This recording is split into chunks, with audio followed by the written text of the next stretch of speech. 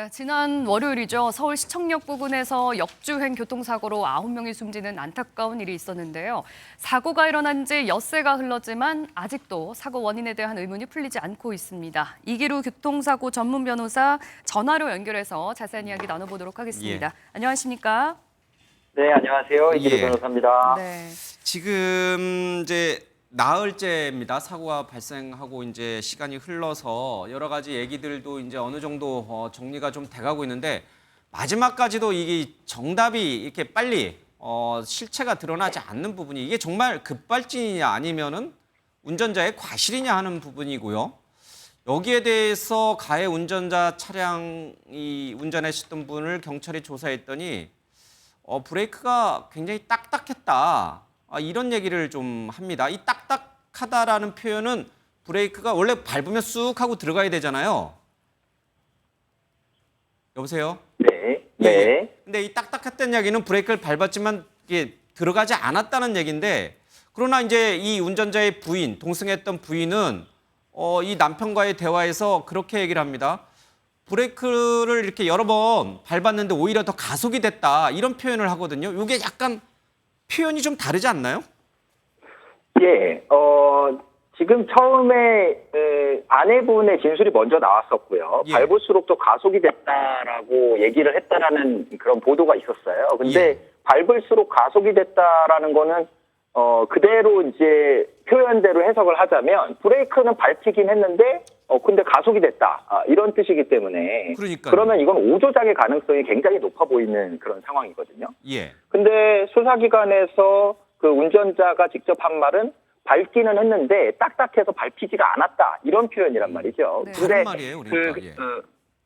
그 딱딱해서 밟히지 않았다. 이런 표현이 사실 급발진이 있었다고 주장하는 운전자들이 대부분 전형적으로 느꼈던 현상이거든요. 예. 그래서 이 부분은 처음에 그 운전자가 실제로 진술한 부분이 애초에 진술이었는지, 그래서 아내가 이걸 잘못 이해하고 그렇게 표현을 했던 건지, 아니면 아내에게 표현했던 게 진짜 표현인데 예. 나중에 급발진과 관련된 뭐 내용을 찾아보다가 이거는 딱딱하게 됐다고 해야 뭐 급발진으로 인정받을 수 있다고 해서 그것이 진술이 왜곡된 것인지 이런 부분이 아마 쟁점이 되지 않을까 싶습니다.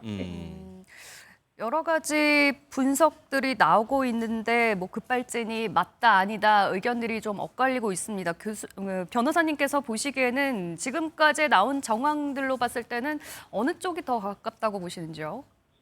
뭐 판단을 내리기는 조심스럽기는 합니다만 주행 방식을 보면 뭐 가속턱에서부터 시작해서 역주행하는 동안 계속해서 속도가 굉장히 높았던 점을 봤을 때는 예. 급발진의 가능성이 높지 않을까. 또 만약에 아까 좀 전에 설명드렸던 것처럼 운전자가 했던 진술, 예. 브레이크를 밟았지만 딱딱했다. 네. 이 진술이 사실이라면 급발진 쪽에 좀 무게가 실어지지 않을까라는 생각을 하고 있습니다. 그런데 경찰에서는 사고 기록 장치를 봤을 때 가속 페달을 강하게 밟은 것으로 판단되고 있다라고 결과를 내놨고요. 또 보조 브레이크 등이 켜지지 않았다는 점, 스키드 마크가 없었다는 점 이런 것들은 급발진으로 볼 수 없다라고 얘기를 했거든요.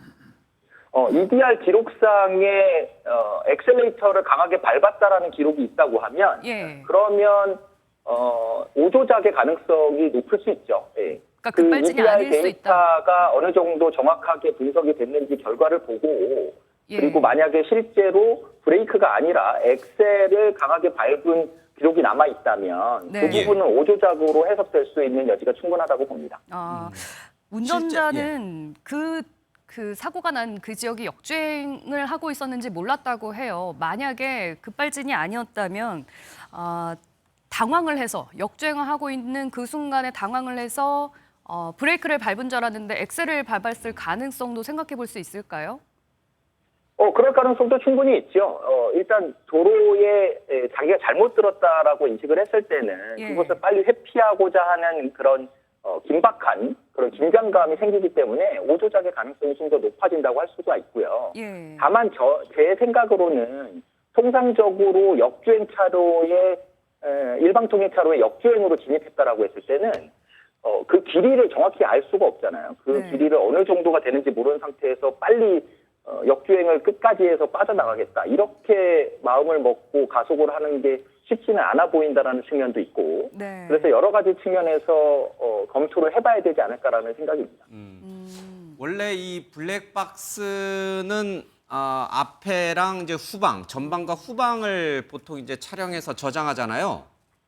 그렇죠. 근데 이제 이 급발진 사고 얘기들이 계속 나오니까 이 페달 쪽에도 카메라를 달아서 이 페달을 어느 페달을 밟았는지를 확인할 수 있는 이제 페달 블랙박스라는 게 요즘 상당히 사람들이 관심이 많은데 이 교통문화연구원인가요? 교통문화공단인가요? 예, 거기에서 공개한 지난해 이 전기차 급발진 사고 영상을 보니까 운전자는 분명히 브레이크를 밟았다라고 했는데 정작 페달 블랙박스 영상을 보니까 그 운전자는 이 가속 페달 악셀레이터를 여러 번 밟은 걸로 나왔거든요.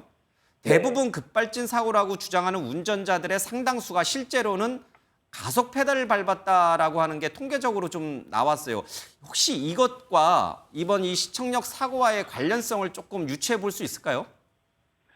물론 이제 오조작으로 인해서 오조작을 본인이 착각하고 급발진을 얘기하는 그런 운전자들도 당연히 있고 또 그런 비율이 낮지 않은 것으로 알고 있습니다. 근데 그 급발진이 실제 사건에서 어느 정도 인정된 사건들을 보면 예. 상당히 시간적으로도 좀 10초 내외로 시간적으로도 여유가 있고 거리도 꽤 긴 거리를 주행하는 그런 방식이거든요. 예. 네. 그래서 실제 오조작과 급발진 사이에서는 어느 정도의 거리를 얼마나 오랜 시간 동안 작동을 했는가 이런 부분들을 주의 깊게 봐야지 그 급발진인지 오조작인지 여부를 판단할 수 있지 않을까 싶은 생각이 들어요.